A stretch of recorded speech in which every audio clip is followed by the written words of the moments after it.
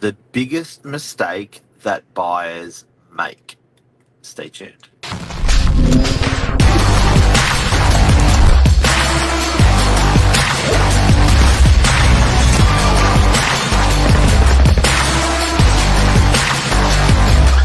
I'm the ringleader, so listen up.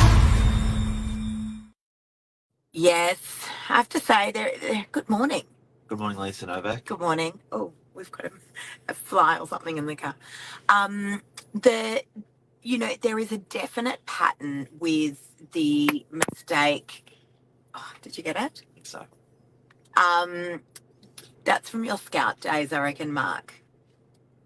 No, that was from my Karate Kid days. Oh, was it? Yeah. Okay. I used to be able to catch it with a chopstick. Oh, did you? But as I got older, my reflexes got little bit less.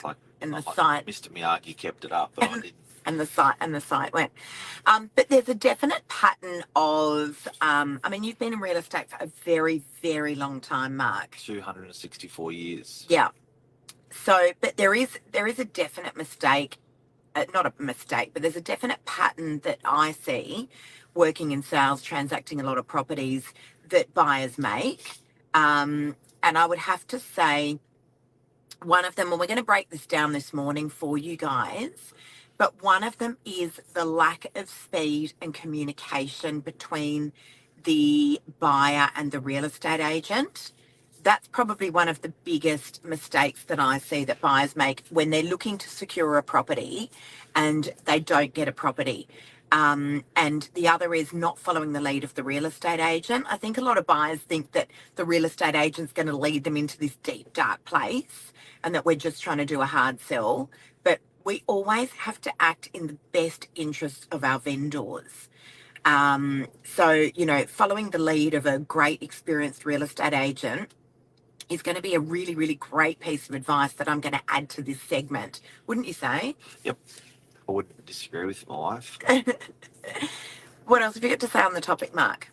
My one that I see with purchases is the reluctancy to actually make the purchase that people have easily got the capacity.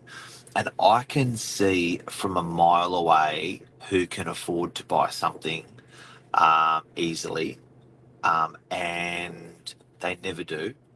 They've got the income, they've got the savings. Yeah. And I can have I'm thinking about one discussion I had yesterday.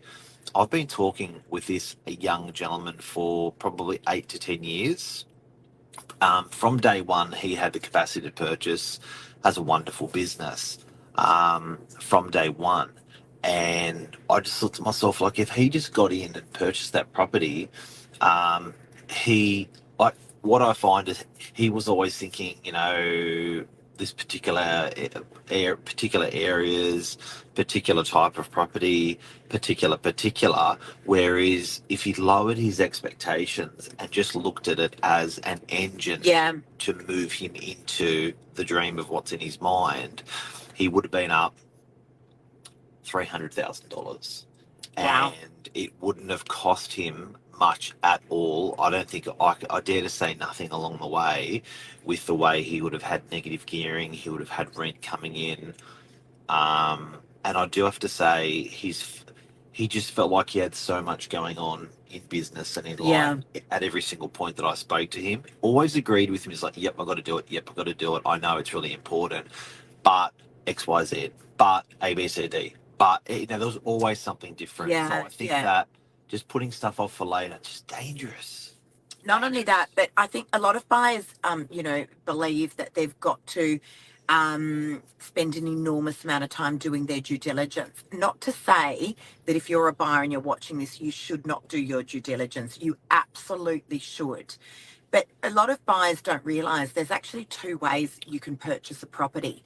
One is, and I reckon I explain this. In fact, I'm going to do a video on it because a lot of buyers don't realise, a lot of sellers don't realise there's two ways that you can purchase, the two most common ways.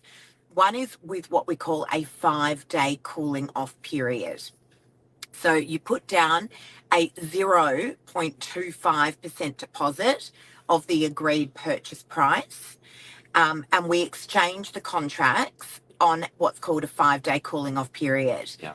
5 business days.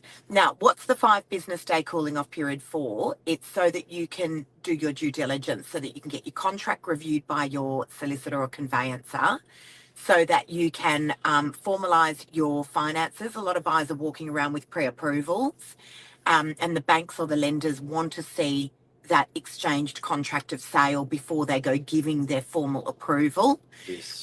The other one is during that duration of time, you get your pest and building reports done, or you get that reviewed. You get a strata report reviewed. So they're the main things, and then you pay the balance of your deposit during that 5-day cooling off period. They're the main things that cooling off period is for. The other way is what we call unconditional. That's where it's assumed Like that love. it's like love. That's right. So it's where it's assumed that you have already had your contract reviewed by your solicitor or conveyancer. You've done all your due diligence, and you've got your unconditional approval. Yes. You put down your deposit, usually 5% these days, and we exchange unconditionally with what's called a Section 66W from the purchaser's conveyancer or solicitor. Where I see things again just go a little bit pear-shaped with buyers is they get all that due diligence done and then they put their offer in.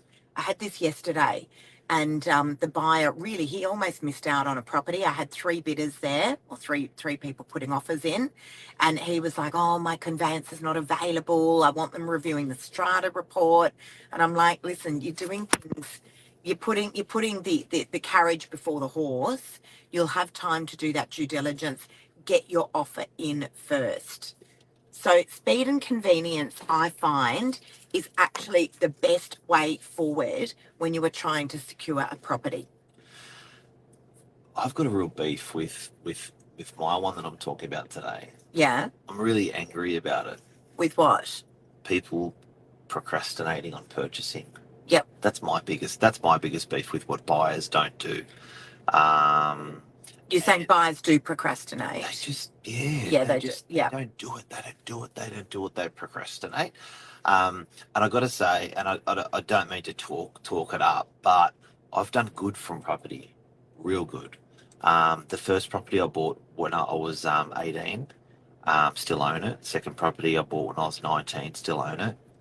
Third property I bought at 20, still own it. And kept up a pattern of buying properties and not selling them. When people talk with me about buying something, Yeah. it's this simple, guys. I find that operating table, doctor, people want to get on the operating table. That operating table is the doctors are the real estate agent. The doctors are these days even the most important doctor, the broker. The doctors are the accountants. There's like 4 doctors around the operating table to buy a property, and accountant, broker, real estate agent, solicitor, conveyancer. Yeah. And what I find is people are very reluctant to walk up to the table and lie on the table. And where the magic really happens is when you're willing to stay on the table if the operation's not a success. And what I mean by that is a buyer will go, yeah, nah, and then they may ring a broker and it sort of doesn't work out, doesn't happen. And I wanted to give a real life example today. At the moment, the art of purchasing a property is financing the property. It's not particularly the property. Could not agree more. Right? It's not particularly Couldn't agree the more. type of property you buy, or the suburb or district you buy, and the asset class, the type of property class that you're buying in, the price point. It's just plain old getting the money. And I had some brokers, some weapon brokers, sitting with me on Wednesday, and these guys do the big end of town. A lot of the developers in town will use these guys. Super, super smart. And what I liked is when I sat opposite him, he brought me this product. And again, I put myself on, I think I know, I know that funding side pretty well. But I submitted and I put myself on the operating table and I listened to them. They had this product here, which I thought was very, very cool. Can you see this? Have a good look at it, kids. And if you want to ring me up and ask me for it or message me for it. And the reason I'm putting this here is if you've got an ABN, and you've had it for a year, you can buy in the company name, and they do not look at your current assets and liabilities as a person. Yeah. So they don't look at what you own, what you don't own. They don't look. So all of that personal liability is off the table, because where a lot of people are falling short with funding at the moment is they can't get the loan. They can't get the loan because the bank looks at their house they own. They go, no, you know, you're in a little bit deep. But when you look at this funding and the way these guys structure it, 7.2% to 8%, that's about the interest rate. 20% deposit down, and they look at it's called a low doc loan, and people thought low doc loans died 2, 3, 4 years ago. Bottom line, if you put yourself on that table, you will get the loan. You look really bored just then. No, I'm just, yeah, because you've gone into talking about the finance thing. But it is a big part of, and Mark seems to lose me when he starts talking numbers, but it is a huge part of of being a buyer. And we are always, oh, absolutely. No, no. Getting a loan, not getting a loan. Actually, I wasn't bored. Someone walked past and I was just having a look if he was walking up to our car. I didn't. I thought it was the police. I didn't know that you had the capacity to buy a property. Yeah. And they don't look, because a lot of people, when you're assessing people at 10%, which is what banks are doing at the moment, because say the rate's 6 or 7%, they put 3% on top. A lot of people don't qualify to get the loan, but you do qualify if you have an ABN. But I have to, and it is interesting. It is interesting. I know. The brokerage, good guys. Yeah, they are good guys. Weapon. I do want to say though that a lot of buyers are walking around with their pre-approvals, and they think they've got all the time in the world. And I see that buyers play this thing called the waiting game, and they're always waiting for something. So this is a huge amount of buyers that I deal with, and they go, oh, we're just going to wait because of the pandemic. We're just going to wait because of the interest rates. We're just going to wait because there's more stock coming on the market. We're just going to wait because of the mortgage cliff. What a lot of buyers don't realise, as Mark said, is this is a numbers game. And if you've got your finance approved, you should be going out and you should be buying property. Because the biggest mistake, one of the biggest mistakes that I see buyers make, is they let the pre-approval lapse and then they go, oh, that's okay. We're just going to go back and just get the loan reinstated again. And the lender goes, that's fine. Where you had $1 million to spend, now we're just going to give you $800,000. And then the market went up, their loan capacity went down, and all of a sudden they're out of the market. And, the house that they thought that they were going to buy all of a sudden became a 2-bedroom apartment because that's all they could afford. The other thing is that buyers come through and they're looking to tick 10 out of 10 boxes. They believe in love at first sight, and they think that the property that they walk into, they've got to feel it, and it's got to be absolutely perfect, and it's got to face the right way and have views and have a big outdoor area and massive bedrooms and tick, tick, tick, tick, tick, tick, tick, tick. I just want to say, guys, in all the transactions I've ever done, I have never had any buyer walk into any property and go, this is the property that we love. We absolutely have to have it. So I shouldn't say never. It has happened once or twice in my entire career. But does it happen ordinarily? No. There's no light bulb moment.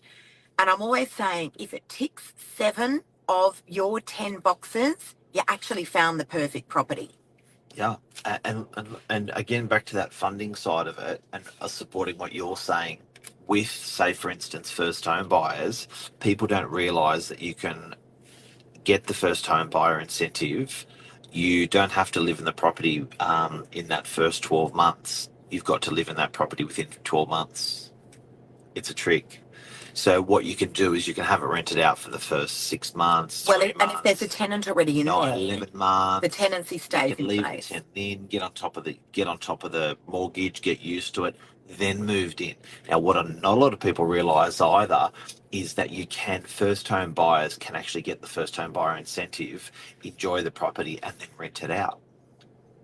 So the property doesn't have to be the perfect place to live. You just whack a tenant in there after you've triggered the first home buyer staying there long enough, and then you just go and rent what you want. Yeah. Live how you want.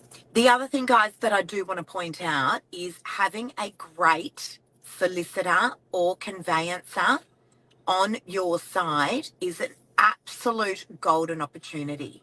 So last night I was trying to pull a deal together. It was about 9:45 p.m.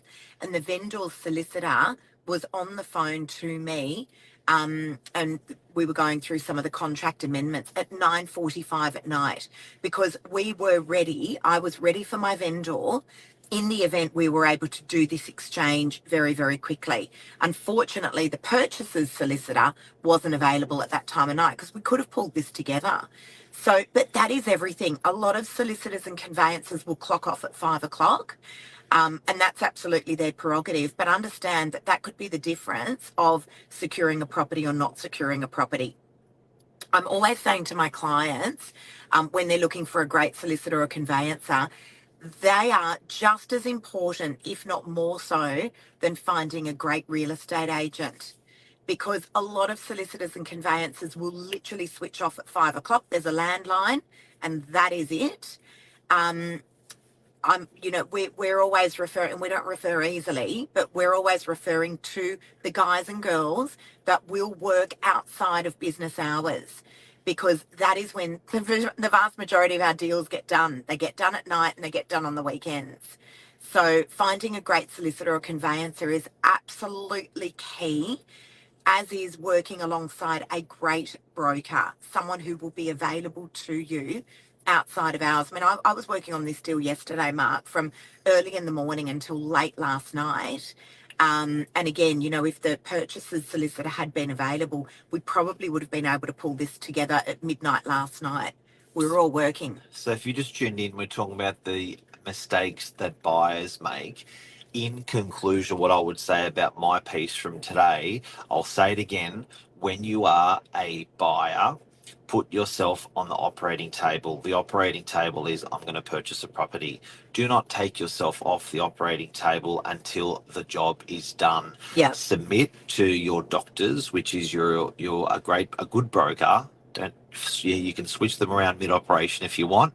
A good real estate agent, a good solicitor, and a good accountant until you get that property. A lot of people I speak to, like the guy yesterday, don't get off that table, and they end up, 10 years goes by or 5 years goes by, 15, they just never end up buying anything. And they've got great excuses. They've got great excuses. Yeah. I couldn't get it because of that, or the COVID hit, or oh my god, the interest rates are a bit higher. They got great excuses not to buy, but at the end of the day, you didn't get the chicken. And understand, guys, a property remains on the market until it is exchanged, right? This purchaser was saying to me yesterday, while he's taking a huge amount of time to do his due diligence and has every right to do so, all you need is another buyer to swoop in with their offer on a contract. One buyer. One buyer. And I can't tell you how many times this happens, to swoop in and go, there you go, there's a signed contract. I'm ready to exchange unconditionally. Even if the dollars aren't there, make it look so easy for the vendor and go unconditional. There's the offer. I'm ready to sign an exchange immediately, and the deal is done, while that buyer is taking their time to do all of their due diligence. Anyway, Friday Frenzy. Anything else to say before you go? Gosh. HSC done this week. The ATAS came out yesterday. Yes. Yep. It was an interesting experience, actually. So our youngest daughter finished her HSC. She got her ATAS. She got into her uni degree, so she's very happy. I don't know whether or not they actually marked really hard this year, but she's actually in a group of very, very smart friends. And some of them got under where they were hoping to get, but everyone got into their uni degrees, which is the main thing. But it's funny, isn't it? Because as you grow older, you realise that you actually talk about the mark for maybe a day, maybe a week, when you're 17, 18 years of age, finished your HSC, and then you don't really ever talk about it ever again. Well, something that I said today, as an employer, I've been employing people for 20 years. I have never asked someone their HSC result. No. No.